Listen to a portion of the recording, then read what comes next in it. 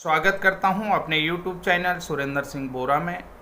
साथियों, कल जो सुप्रीम कोर्ट में सुनवाई हुई the state of Uttarakhand versus Nandan Singh Bora BEd versus NIOS DLED, जिस केस का डायरी नंबर था 38557, कोड नंबर 4 में आइटम नंबर 6 में जस्टिस BR गवई और जस्टिस प्रशांत कुमार मिश्रा की कोर्ट में इस केस की सुनवाई हुई। तो अब इस केस को लेकर के हम थोड़ा सा समरी अपडेट करते हैं कि आखिर इस केस में कहां पर क्या कमियां थी और किस तरीके से ये केस बटा हुआ था, कौन लोग सहमत थे और कौन लोग इस केस से सहमत नहीं थे, और कौन लोग जो है कि ग्रुपों में इन चीज़ों को बांट रहे थे और किस कारण से ये केस थोड़ा सा बटा हुआ जैसा आपको लगा। कि कुल मिलाकर के कि एक मत न होने के कारण से, यानी कि संघीय शक्ति वाली जो बात आती है, एकता में बल है, तो उस तरीके का इस केस में जो संगठनात्मक, यानी कि जो एक संगठन होता है, एक कॉपरेशन होता है, एक कॉपरेटिव चीज़ें होती हैं, वो चीज़ें आपको नहीं देखे। संगठनात्मक एकता का यहाँ पर अभाव देखने को मिल रहा था, और यही चीज़ मैं आज आपको इस केस के समरी में बताने जा रहा हूँ कि कहाँ पर क्या चीज़ हुआ है। साथियों, वैसे मैं इस केस में आप लोगों से ये कहना चाहूँगा, क्योंकि अभी बहुत कुछ इस केस में बचा है। अभी आप लोगों का फाइनल सबमिशन होगा, जो भी उससे संबंधित डॉक्यूमेंट्स होंगे वो देने होंगे, कि इसमें इस नतीजे पर नहीं पहुँचे कि NIOS DLED हार गया है या बीएड जीत गया है या बीएड हार गया NIOS DLED जीत गया है। तो इस तरीके की अभी तक बहुत कुछ आपको देखने को नहीं मिल रहा है। तो मैं आपसे यही कहना चाहता हूं कि अभी देखिए, इस केस में जो संगठनात्मक, यानी कि जो कॉपरेशन की जो कमी रही, उसकी बात करता हूं। तो संगठन कॉपरेटिव नहीं था इसमें। देखिए, सबसे पहले एक चीज़ है पप्पू यादव जी। पप्पू यादव जी का नंबर भी मैं आपको बता दूंगा, 7870400030। ये पप्पू यादव जी का है, नियोजित बिहार के शिक्षक है, बिहार के NIOS DLED के प्रदेश अध्यक्ष हैं। उसके बाद उत्तराखंड से जो है कि विश्वनाथ जी हैं, कल्याण जी हैं, एक ग्रुप इनका है उत्तराखंड से। दूसरा ग्रुप जो है कि नंदन सिंह बोरा जी का है। नंदन सिंह बोरा जी ने इस केस में शुरू से लड़ाई हुई। यहाँ पर जो संगठनात्मक कमी अगर देखने की बात करें तो फेम और प्रसिद्धि को लेकर के भी खींचतान देखने को मिली, मुझे लगता है कि जिस तरीके से मैं बात करता हूँ। लेकिन हम किसी पर प्रत्यारोप नहीं लगा रहे। इस बात का खुलासा देखिए कैसे हुआ है, क्योंकि पप्पू यादव जी ने क्या कहा, इस बात को हम आज बताएंगे। देखिए, BEd versus NIOS case Bihar प्रदेश के अध्यक्ष और बिहार के छठे चरण में नियोजित शिक्षक पप्पू यादव जी ने NIOS DLED की सुप्रीम कोर्ट की सुनवाई के बाद क्या कहा और पैरवी करने में किस तरह की कमियां रह गई थी, इस बात का उन्होंने जिक्र किया है। उत्तराखंड NIOS DLED के प्रदेश अध्यक्ष नंदन सिंह बोरा जी के संबंध में क्या उनकी तरफ से कहा जा रहा है, आज के वीडियो में हम सभी बातों पर नज़र डालेंगे।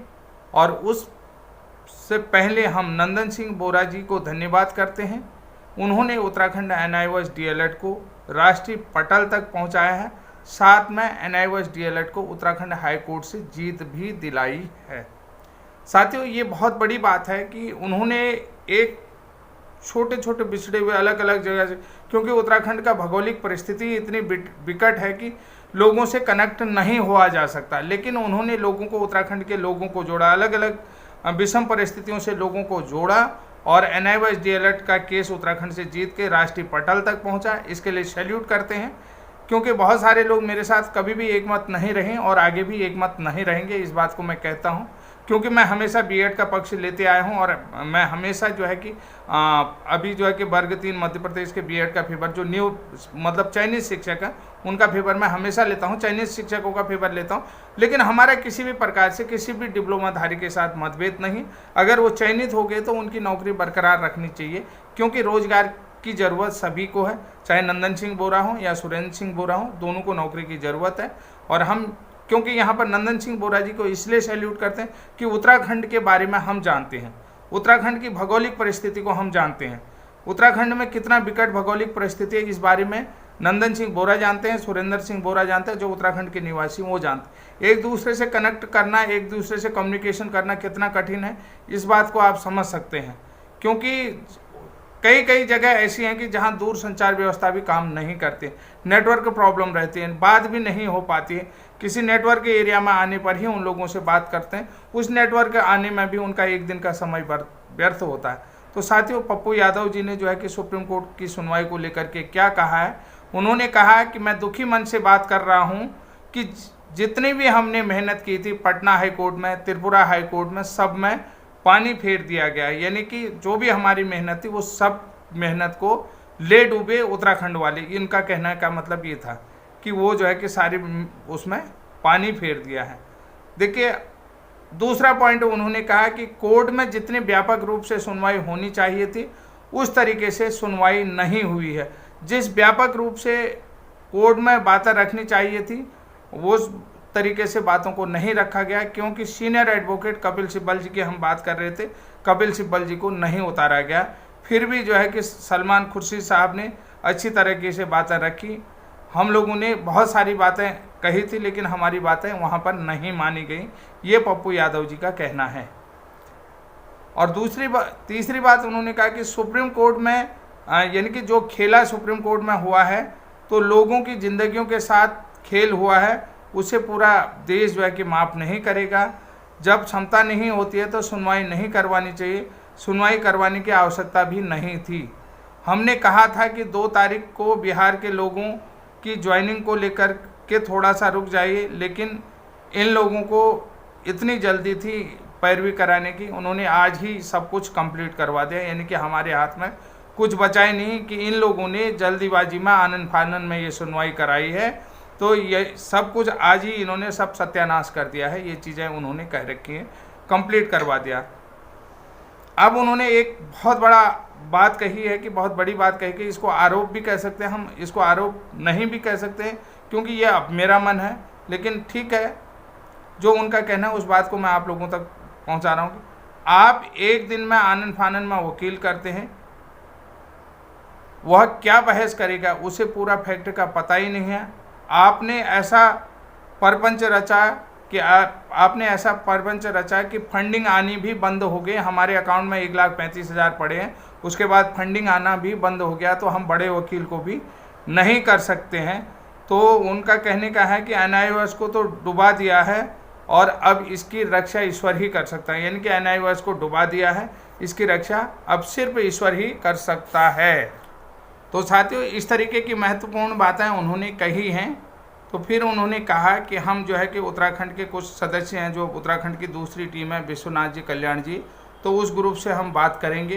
तो मैंने आपको बताया कि क्योंकि जो संगठन था एनआईओएस डीएलएड का, वो संयोजित संगठन नहीं था, उसके अंदर कहीं न कहीं दरारें आपको देखने को मिलेंगी, और ये दरारें देखने को आज उनके बयानों से भी दिख रहा है कि अंदर कितनी दरारें थी। मैंने आपको कह दिया कि बिहार में पप्पू यादव जी की एक गुट था और उत्तराखंड में 2 गुट थे, विश्वनाथ कल्याण जी का एक गुट था, नंदन सिंह बोरा जी का एक गुट था। तो अब उनका अगला जो पॉइंट है, उन्होंने कहा कि जब क्षमता नहीं होती है तो मामले को छोड़ देना चाहिए, किसी को भी फंसाना नहीं चाहिए। उत्तराखंड वाले तो बेरोजगार हैं, ठीक है, उत्तराखंड वाले तो बेरोजगार हैं, तो उनको कोई फर्क नहीं पड़ेगा, लेकिन आपने नौकरी करने वालों को फंसा दिया है। जो बिहार में मतलब 30,000 शिक्षक इससे फैसले से प्रभावित होंगे, यानी कि बिहार में जो 30,000 शिक्षक हैं वो प्रभावित होंगे कि इस सुनवाई में 6ठे चरण में लगभग 15,000 लोगों ने ज्वाइनिंग किया था और 7वें चरण में भी 15,000 लोगों का ज्वाइनिंग करना है। ये बात इन्होंने कहा कि लगभग 15,000 लोगों का सिलेक्शन यहाँ पर हुआ है। अब उन्होंने कहा कि बड़ा वकील की बात कही थी हमने, कि हमने कहा कि आप बड़ा वकील करें, और बड़े वकील की बात हमने कही थी, एडवोकेट कपिल सिब्बल को करने को कहा था कि यानी कि फेस वैल्यू भी कोर्ट में रहती है, यानी कि फेस वैल्यू भी कोर्ट में रहती हैं। जब फेस वैल्यू रहेगी, फेस वैल्यू होगी तो कोर्ट में व्यापक सुनवाई होगी, जबकि ये लोग बड़ा वकील नहीं उतार सके। इन्होंने मीनाक्षी अरोरा को ही एक फेस वैल्यू दी है, जो कि सरासर एक तरीके से अच्छा नहीं हुआ। फिर दूसरी बात है कि कोड में जो डिप्लोमा को प्रोग्राम बता दिया गया है, तो आप कोड में यह नहीं बता पाए कि फैक्ट में कोई बात नहीं हो पाई कि आप कोड को कन्वेंस नहीं कर पाए, यानी कि जस्टिस BR गवाई जी को भी आप कन्वेंस नहीं कर पाए, क्योंकि आपके डिप्लोमा को उन्होंने प्रोग्राम बता दिया, तो आप उस तर्क को सही तरीके से नहीं रख पाए, उस फैक्ट को भी कोड में नहीं रख पाए, तो कुल मिलाकर के आप कोर्ट को कन्वेंस नहीं कर पाए। अगर यहाँ पर सीनियर एडवोकेट कपिल सिब्बल जी या कोई अन्य एडवोकेट होता तो इस चीज़ को जो है कि डिप्लोमा और प्रोग्राम को कन्वेंस कर लेता। इसके अलावा देखिए, सुप्रीम कोर्ट में जाने से हमने मना किया था, यानी कि सुप्रीम कोर्ट में जाने से उत्तराखंड को मना किया था, क्योंकि अगर उत्तराखंड सरकार ने अगर मना कर रही है तो आपको मान जाना चाहिए कि आपको सुप्रीम कोर्ट नहीं जाना चाहिए, क्योंकि हमने कहा कि अगर हाई कोर्ट का डिसीजन आपके पक्ष में भी आ सकता है तो सुप्रीम कोर्ट का डिसीजन आपके विपक्ष में भी आ सकता है, इसलिए अभी आप सुप्रीम कोर्ट नहीं जाएं।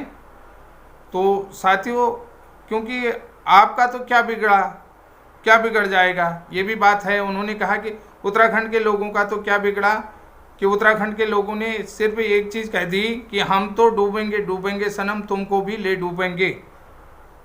ठीक है, अब यहाँ पर बात कही है कि एनसीटी ने भी, यहाँ पर एनसीटी के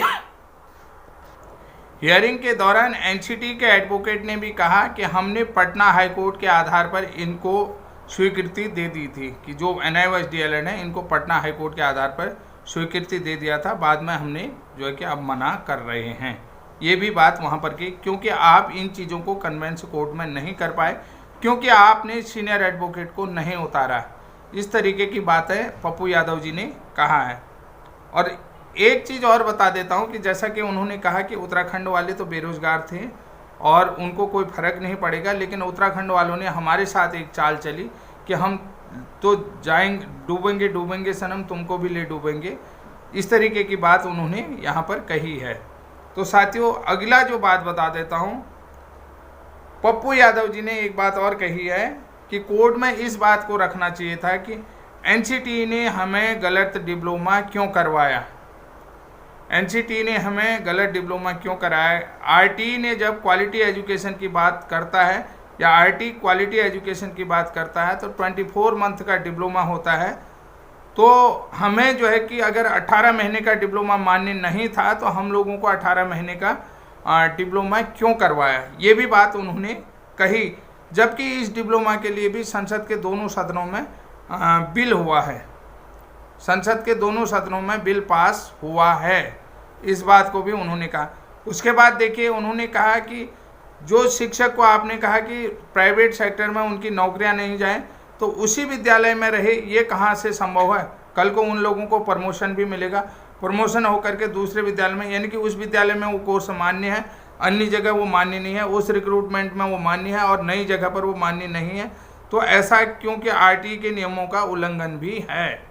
कुल मिलाकर के ये कहने का मतलब है कि आपने बच्चों के मौलिक अधिकारों का, जब कोर्स वैलिड ही नहीं था तो आपने बच्चों के मौलिक अधिकारों का हनन क्यों किया।